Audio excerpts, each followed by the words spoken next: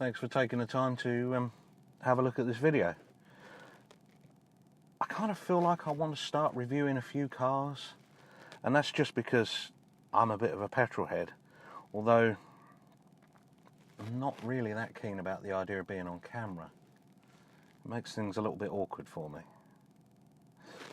Anyway, I thought, what better way to start than with this one, which is a 2012 Focus 1.6 TDCi Zetec model, and it's the Econetic variety, which means that it's very, very cheap to run and especially to tax at £20 a year. What an absolute bargain.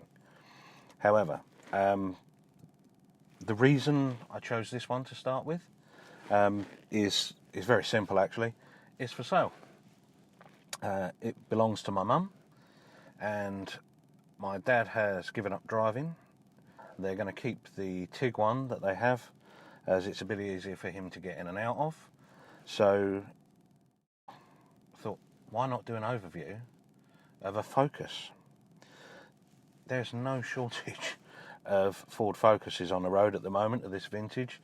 Diesel, silver, you know, it's almost a bit of a cliche in some respects.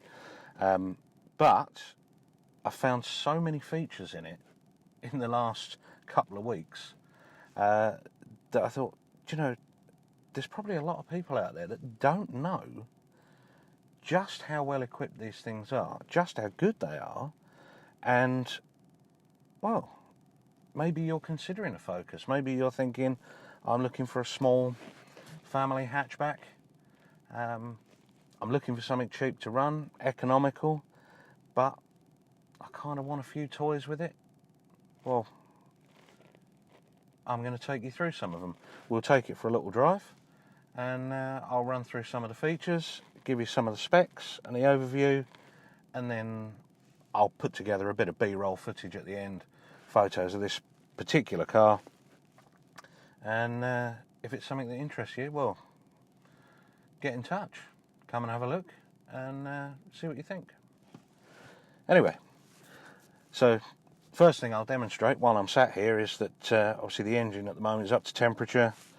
I've done a little drive in it anyway, and it's currently sat in its stop mode, if you like. The ignition's on, it's turned itself off, car's in neutral, and if I dip the clutch, it starts, and away we go. So this is one of the ways that Ford have managed to get the economy figures down so low for these that it enables it to be just £20 a year to tax. And with that start-stop function and the fact that their quoted economy figure for this car of 67.3 miles per gallon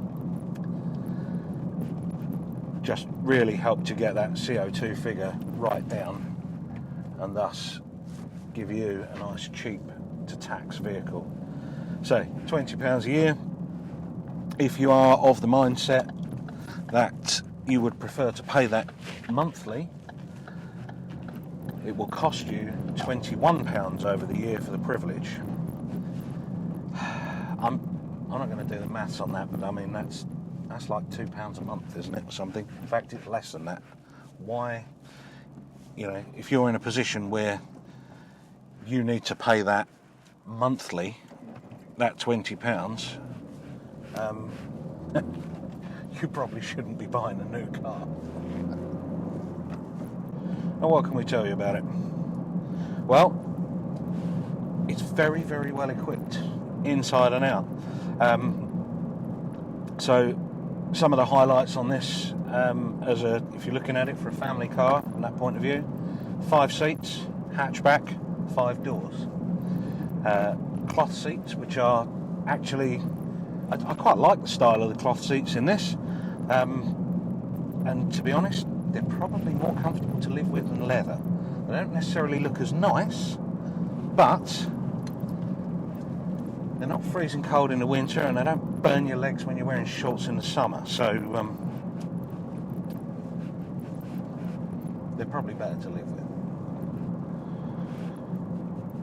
Luggage space wise, 316 litres is the quoted capacity for the boot. I have no way of verifying that realistically, and I'm not going to try. I'm just going to take Ford's word for it. It's a good size boot for a mid-size hatchback. This car actually incidentally has a spare wheel and full toolkit in the boot. It's a space saver, but it's just so much better than a bottle of goop.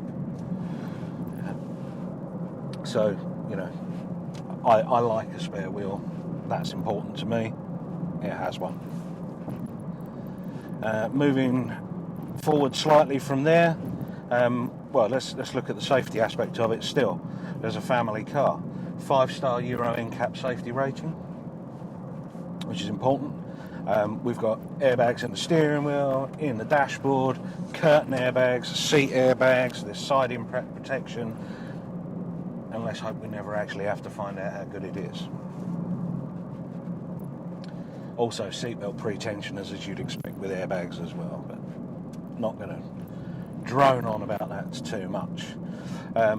Convenience features wise, we've got Ford's quick clear windscreen.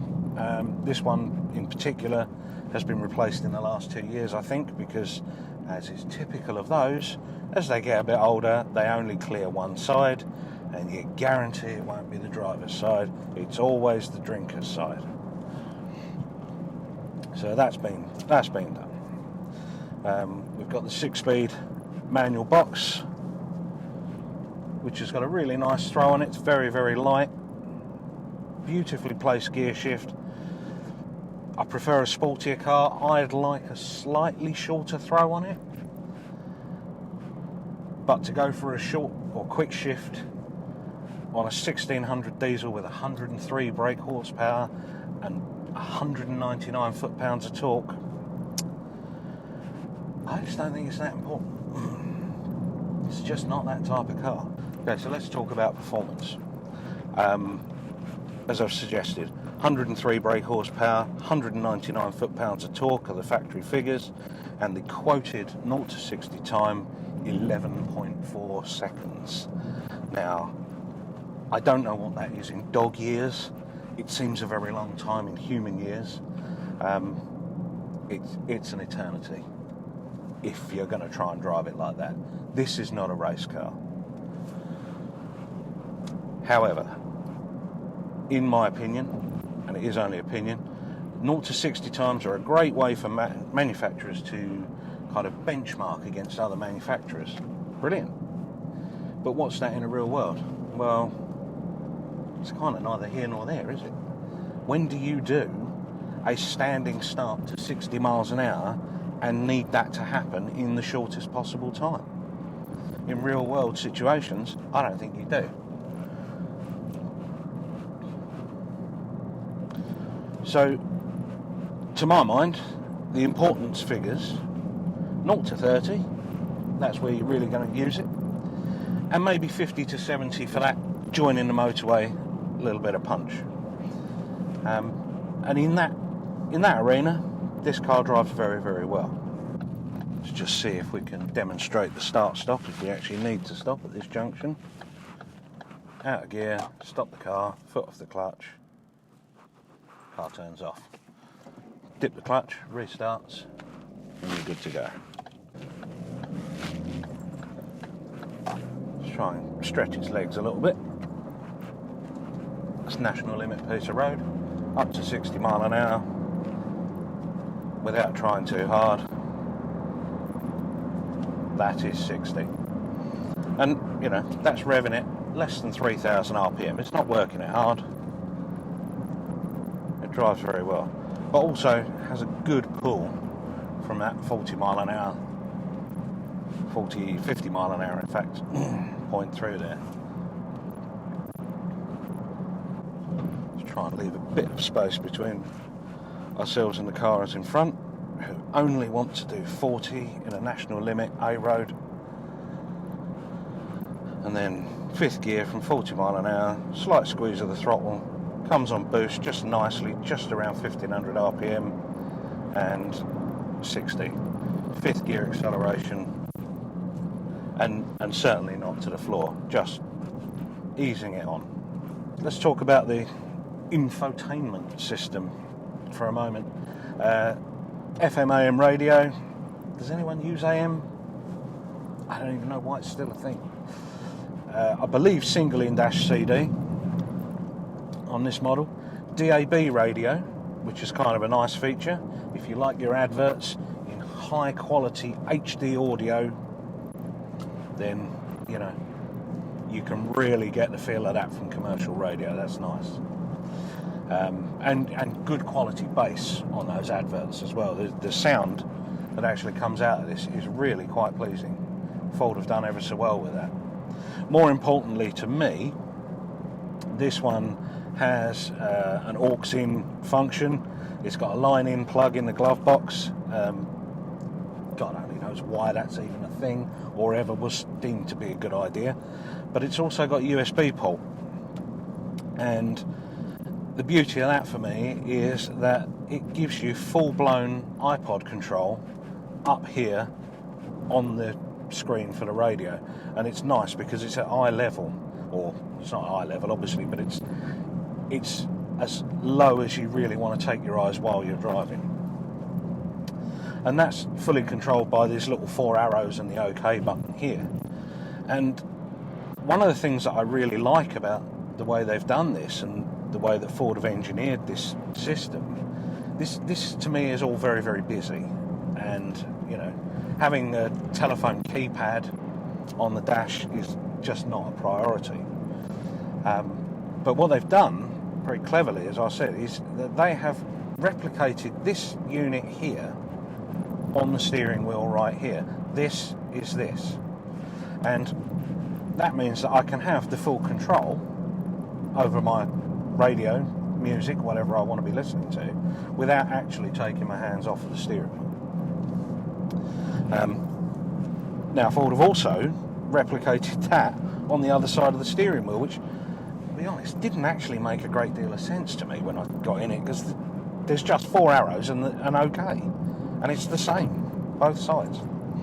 But, you know, obviously, being a man, I'm not going to read the instructions, so I didn't.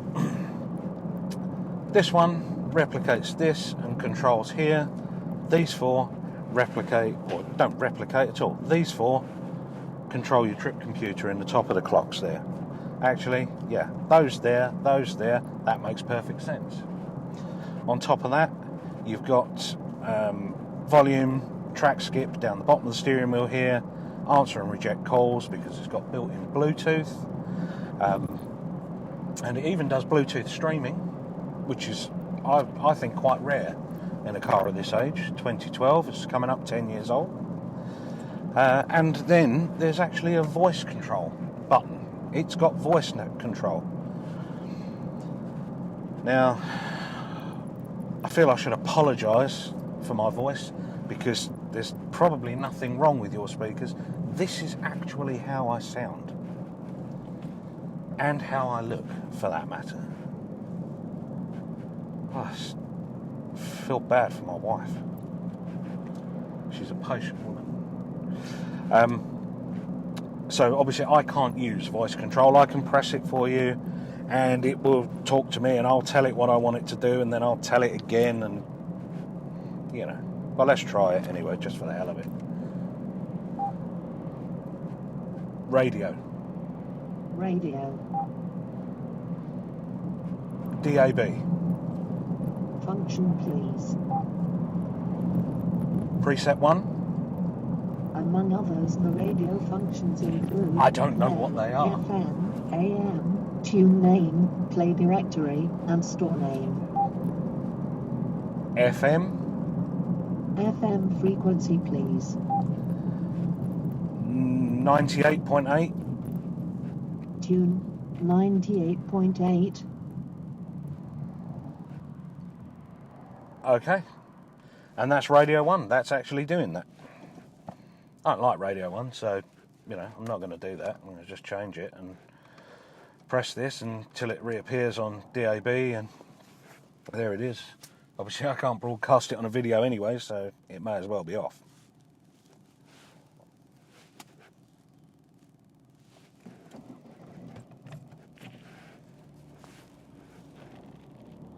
Can't believe it. Its voice recognition works with my voice. That's a win.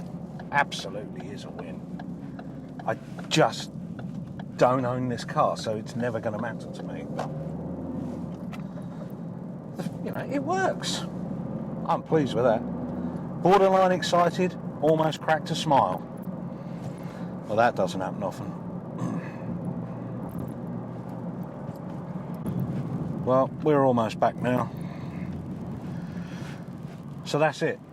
The 2012 Ford Focus 1.6 TDCi Zetec with Econetic technology. Hope you've enjoyed it. I've had a bit of fun making the video. I might do a few more. I might try and edit this and think, Jesus, I should not do this for a living. I shouldn't do it for a living. No, I should not do it for a living. That's a given. Perhaps I shouldn't subject other people to it. That's probably also a given. Well, if you've lasted this long, look, thanks ever so much. I do appreciate it. I don't intend to try and monetize anything, put any adverts on YouTube. I hate adverts so much. I'm just doing this for a bit of fun, and also in the hopes of giving any prospective buyers a slightly better understanding of what is available on this 2012 Focus. Thanks a lot, take care, I may see you soon.